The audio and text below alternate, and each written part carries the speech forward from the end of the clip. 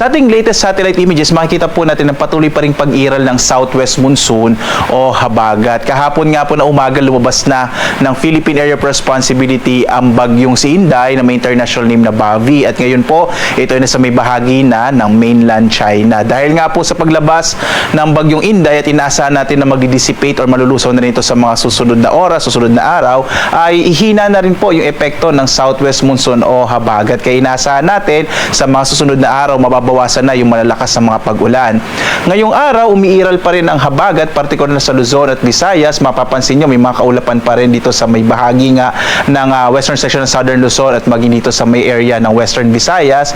Posible pa rin ang mga pag-ulan, partikular na nga dito sa may area po ng western section ng Luzon, kabilang dyan yung Ilocos Region, sa Bataan, Zambales, gayon din po sa may area ng Occidental Mindoro at maging sa Antique. Sa iba pang bahagi ng Luzon at Visayas, pwede pong medyo maulap na lang yung kalangitan, bagamat sa may area po ng Northern Luzon, particular na sa may Cagayan Valley, maging sa may area ng Bicol Region, mas mababawasan na po yung mga pag-ulan. Sa nalalabing bahagi naman ng ating bansa, dito po sa Mindanao, mga localized thunderstorms naman ang mararanasan.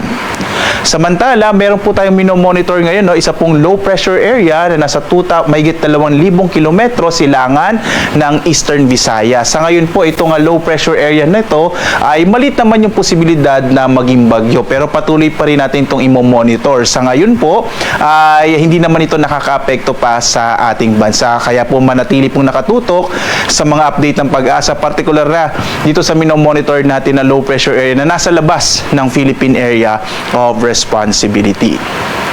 As of 5 a.m. naman po, may naka-issue pa rin tayo ng weather advisory. Ito po yung inaasahan natin na posibilidad pa rin ng malalakas na mga pag-ulan na maaring maranasan within 24 hours. So, today po, posible pa rin na kung minsan may malalakas na mga pag-ulan sa bahagi ng Occidental Mindoro, sa Antique, gayon din sa Bataan, Zambales, maging sa Pangasinan, sa Benguet at La Union. Samantala, by tomorrow, posible rin po na kung minsan may malalakas na pag-ulan pa rin sa bahagi naman ng Ilocos Region. Dahil po dyan, patuloy po ang paalaala ng Pag-asa na mag-ingat sa mga potensyal o mga posibilidad ng mga flash floods and landslides. Itong mga pag-ulan po nito ay epekto pa rin ng southwest monsoon o hanging habagat na kagaya po ng binanggit ko kanina, posible po na sa mga susunod na araw na ito naman ay hihina na.